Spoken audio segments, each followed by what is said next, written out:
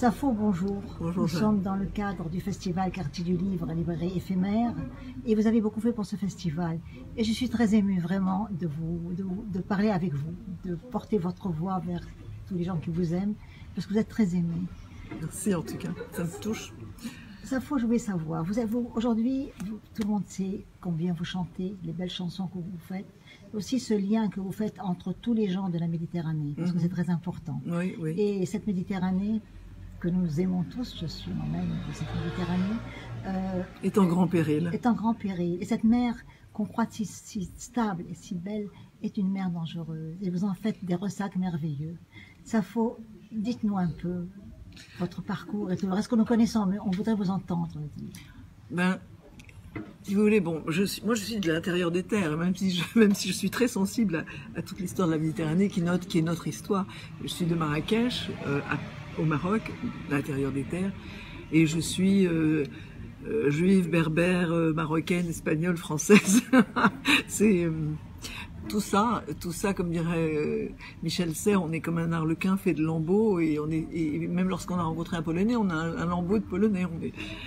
Et je pense que j'ai toujours été dans la traduction depuis que je suis enfant. Je traverse des milieux, mais des milieux de toutes sortes, des milieux sociaux, mais des milieux aussi des communautés, dites communautés.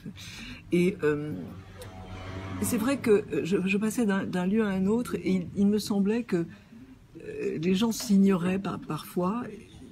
Et j'étais là, j'avais envie de dire tout le temps, tout enfant, que nous étions des familles, des frères humains, des frères, qu'il fallait traduire ce langage-là. Il était à portée de tous, en fait, et j'avais envie de le dire. Mais c'était encore pas formulé, un peu compliqué, ça bouillonnait, mais j'ai eu cette chance extraordinaire de vivre avec des musulmans, des chrétiens, etc., des gens de toutes sortes, parce qu'il y avait des touristes, et de fréquenter des langues constamment avec des sons divers qui m'ont permis justement de parler facilement les langues.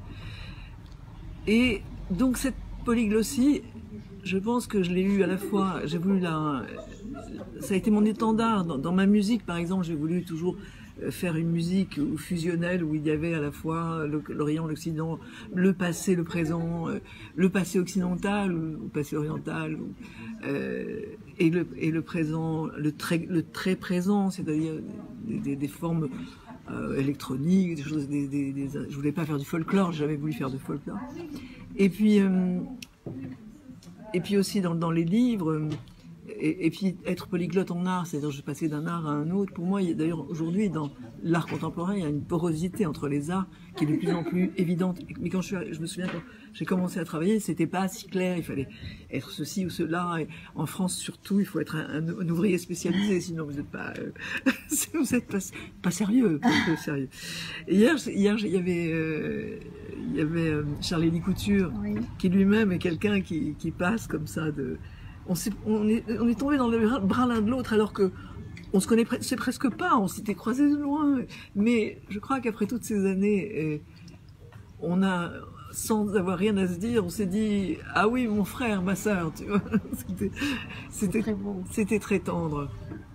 Vous avez signé un livre aux éditions Doucet qui s'appelle « Blanc ». Et j'ai lu dans ce livre que vous faites un poème sur ce château où vous avez des cartes. Quelles sont ces cartes en main que vous avez peut-être déjà abattues et d'autres qui sont restées dans votre main? En l'occurrence, bon, je faisais allusion à quelqu'un qui me semblait être un chevalier de papier et qui était dans un château de cartes. Mais les cartes, nous avons des cartes tous mauvaises, bonnes, peu importe. Après, il faut les jouer et les cartes, nous les avons tous en main. Et parfois je joue très mal, hein, vous savez, en amour je suis très mauvaise. Je sais, je suis très très nulle. Mais dans la vie, jouer des cartes, c'est parier pour la vie, ce qui n'est pas toujours facile, ce qui est de moins en moins facile, comme vous le savez, parce tout nous porte à croire qu'il faut désespérer. On veut nous vendre qu'il faut désespérer. Et je pense qu'il faut tenir et résister. C'est notre résistance. Notre résistance, ce serait non, le désespoir n'est pas la seule solution. Non, le désastre n'est pas la seule solution. Non, le désastre n'est pas la seule. C'est impossible. Bien sûr que quelquefois le désastre arrive toujours, arrive quand même. Mais en tout cas, au moins pour l'honneur, dire non. Non à ce désastre. Alors nous avons quelques tyrans qui sont là en place et qui parlent fort et qui ont un certain pouvoir. Mais nous sommes plus puissants que nous voulons, nous, les populations, les citoyens, le monde. J'aime beaucoup votre croyance en les autres. J'aime beaucoup cette façon à vous de rassembler. Parce que vous êtes non seulement une passeuse, mais une rassembleuse. Et tout le monde le dit. Vous avez un autre livre qui s'appelle, c'est au Castor Astral, qui s'appelle La Chambre turque. Qu'est-ce qu'il y a dans cette chambre turque, Safo? Alors la chambre turque, c'est une histoire comme ça qui parle. Alors il y a une histoire, hein, il y a une trame. C'est l'histoire d'un monsieur qui tombe amoureux. C'est sur le leurre amoureux en principe. C'est joli le leurre amoureux. Voilà, c'est un monsieur qui tombe amoureux d'une image presque du jour. Il tombe sur le journal d'une femme qui a vécu dans les années 40 au Maroc. Et il est complètement confit d'amour pour elle parce qu'elle est séduisante. Ce journal est complètement touchant, etc. Et il cherche inconsciemment, bien sûr, quelqu'un qui rentrerait dans l'image. Et bon, c'est toute l'histoire de la représentation du leurre, du fait que l'histoire, que la vie est un roman, que la vie est comme on la raconte, comme on se la raconte. C'est-à-dire qu'elle n'est que récit. Et c'est pour ça que l'art est extrêmement important. Puisque s'il raconte la vie à la fois de façon juste, mais en même temps qu'il produit un récit, il produit de la vie. C'est-à-dire que la vie n'est que récit, elle n'est que langage. La vie sans langage n'est rien. Donc, c'est extrêmement important le récit qu'on en fait. Et en même temps, il y a quelque chose, il y a un écart entre ce qui serait du réel et la représentation du réel. Et cet écart est trouble. Et dans ce trouble, on peut trouver de la vie aussi. Voilà, par exemple. C'est très beau ce que vous dites. Moi, je vous ai vu en spectacle. J'ai vu la salle. La salle n'était pas seulement une salle qui applaudissait sa vedette. La salle applaudissait sa vie. Il y avait tout le monde dans la salle.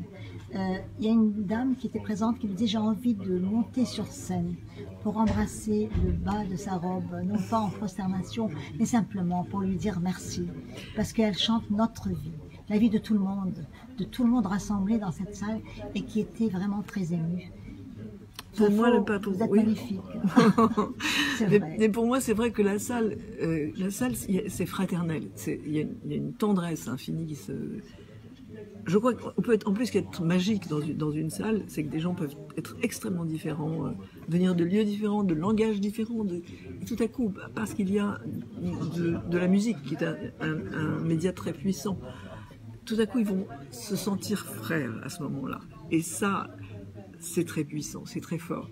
Et ça me dépasse. Je suis enchantée, dans tous les sens du mot, par cette affaire, parce que dans cet enchantement, on transcende absolument tout ce qui nous pourrirait et qui nous empêcherait d'être frères. Je voulais vous poser aussi une question. Nous faisons une dédicace. Qu'est-ce qu'une dédicace pour vous? Quand quelqu'un me passe un livre, alors là c'est différent, parce que quelqu'un est venu chercher le livre. Je dis que c'est un événement. Si un ami me passe un livre chéri, c'est un événement. Un ancien auteur vous passe son livre, il vous passe sa vie. Bon. Mais il vous passe sa vie totalement dégagée de ce qui ne serait pas important. Il vous passe le noyau de sa vie. Et c'est une grande offrande. Mais après, on ne sait pas. C'est une bouteille à la mer. On ne sait pas ce qui se passe. Hein. Voilà, une dédicace, c'est ça. je vous passe ma vie, je vous passe un bout de ma vie, je vous passe un bout de parole. Je sais que la parole, c'est une chose qui est féconde, qui est fertile, qui se multiplie, qui devient, qui produit de la parole. La parole produit de la parole et produit des fruits. Et donc, voilà, c'est une corbeille de fruits. Vraiment, je vous remercie infiniment. Je suis encore une fois, je pense qu'elle se sent très émue d'être en face de vous. Et donc nous étions dans le cadre du festival Quartier du Livre, librairie éphémère Jeanne Orion.